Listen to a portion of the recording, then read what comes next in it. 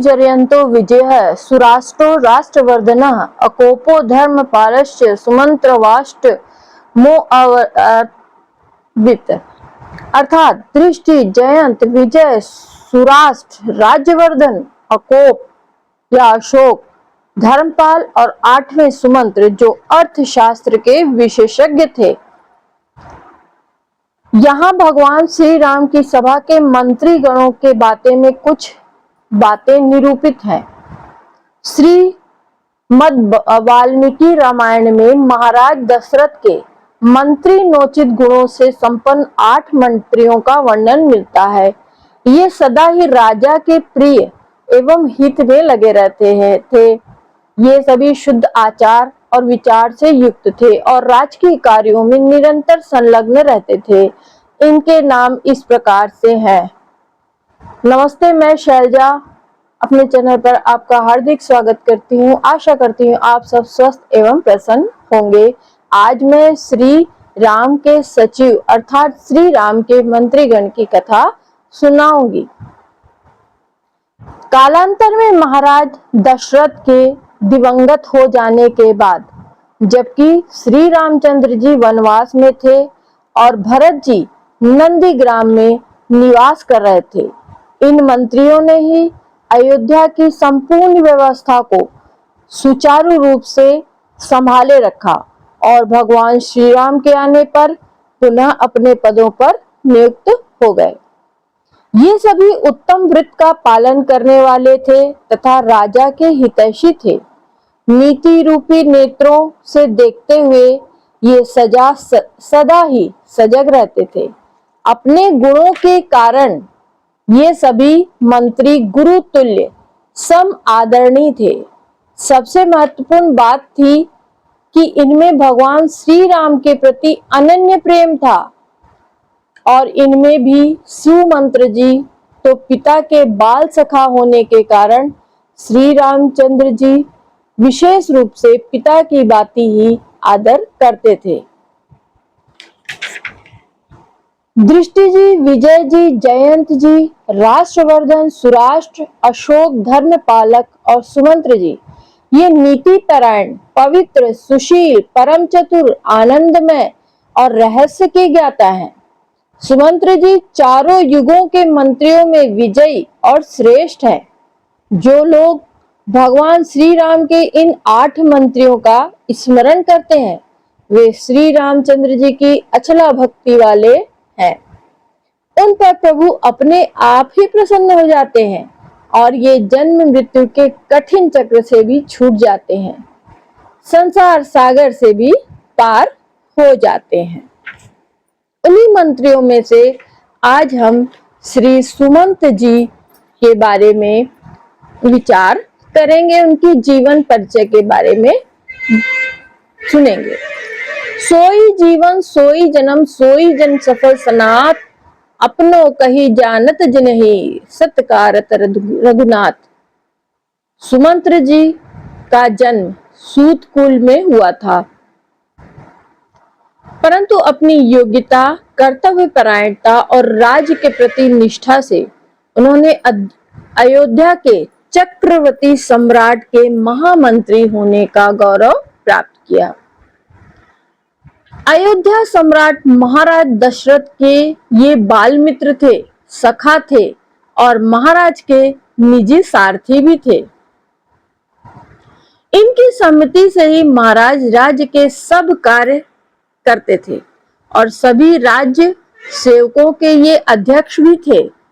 यात्रा, विवाह, राज्याभिषेक आदि जितने भी बृहद कर्म अयोध्या में होते थे उन सब की पूरी व्यवस्था सुमंत्र जी ही करते थे।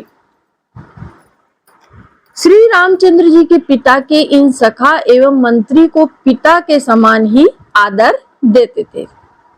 महारानियां भी सुमंत्र जी का सम्मान करती थी, परंतु इन सब से बढ़कर उनके चरित्र का जो सबसे उज्जवल पक्ष था वह है उनका श्री रामचंद्र जी से प्रेम। गुरु वशिष्ठ जी से आज्ञा लेकर महाराज दशरथ ने सुमंत्र से सम्मति ली और श्री राम को दूसरे दिन युवराज पद देना निश्चय हुआ। सुमंत्र उस महोत्सव का प्रबंध करने में लग गए, किंतु दूसरे दिन प्रातः काल महाराज बहुत देर तक राजभवन से निकले ही नहीं। सुमंत्र ही अंतःपुर में जाकर महाराज जी को जगा सकते थे। सुमंत्र जी भीतर गए। उन्होंने कोप भवन में भूमि पर मूर्छित पड़े हुए महाराज को और पास बैठी रोष की मूर्ति कैकेयी को देखा। यहीं से उनकी व्यथा के अपार समुद्र का प्रारंभ हो गया। कैकेयी के कहने से वे श्री राम को वहां बुला ले। कैकेयी के मुख से उन्होंने श्री राम को वनवास देने की बात सुनी और एक शब्द तक व्यथा के मारे उनके मुंह से नहीं निकल सका। श्री राम भाई लक्ष्मण और जानकी को साथ लेकर वन को चले। महाराज की आज्ञा से सुमंत्र ने उन्हें रथ पर बैठाया। श्रृंगवेरपुर तक रथ आया। श्रृंगवेरपुर में गंगा तट पर श्री राम ने अपनी घुंघराली काली अलकों को वट के दूध से चिपकाकर जटा बना ली। सुमंत्र का हृदय फटा जाता था। उन्होंने महाराज दशरथ को संदेश पहुंचाकर श्री राम को लौटने के लिए कहा। श्री जनक राजकुमारी को वन के क्लेश बताकर अयोध्या चलने की प्रार्थना भी की, किंतु कोई फल नहीं हुआ। श्री राम और वैदेही तो सदा से ही उनको पिता की भांति मानते आए हैं। आज भी वही सम्मान, वही आदर और वही संकोचपूर्ण विनय, किंतु कोई भी लौटकर साथ नहीं चलना चाहता।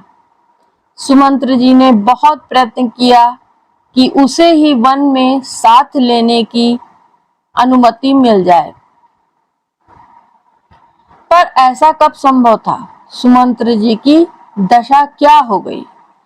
बहुत समझा बुझाकर श्री रघुनाथ जी ने उन्हें लौटाया, पर सुमंत्र लौट न सके। वे बार बार लौट आते थे। केवट ने नाव चला दी। अयोध्या के जीवन धन वन चले गए। जब निषाद राज कुछ दूर श्री राघव को पहुंचाकर लौटे, तब उन्होंने जल से बाहर पड़ी मछली की भांति सुमंत्र जी को तड़पते देखा। साथ में तड़पते देखा। साथ में 4 सेवक देकर किसी प्रकार उन्हें अयोध्या लौटाया। सुमंत्र की अंतर्वेदना का पार नहीं। वे क्या मुख लेकर अयोध्या जाएं? पुरवासियों को, सेवकों को, महारानी कौशल्या को और महाराज को कौन सा संवाद सुनाएं? किसी प्रकार अंधकार हुआ। अंधकार होने पर वे नगर में गए। रथ राजद्वार पर छोड़कर भवन में ही प्रवेश किया। उस समय उनकी वाणी विकल हो गई। कानों से सुनाई नहीं पड़ता था, आंखों से दिखाई नहीं देता। वे सबसे पूछते हैं, राजा कहाँ है? सुतई न श्रवण नयन नहीं सूझा, कहूं कहाँ निपु ते ही बूझा। वे किसी प्रकार महाराज के पास पहुंचे। राम का संदेश देने का उन्होंने बहुत प्रयत्न किया। महाराज को धैर्य देने का प्रयास किया, किंतु उन्हीं का हृदय हाहाकार कर रहा था।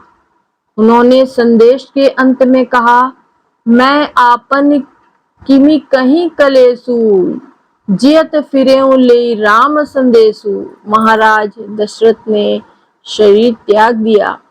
अयोध्या अनाथ हो गई। सुमंत्र धैर्य धारण ना करे। उनके हृदय धन श्री राम का साम्राज्य स्थित कैसे रहे।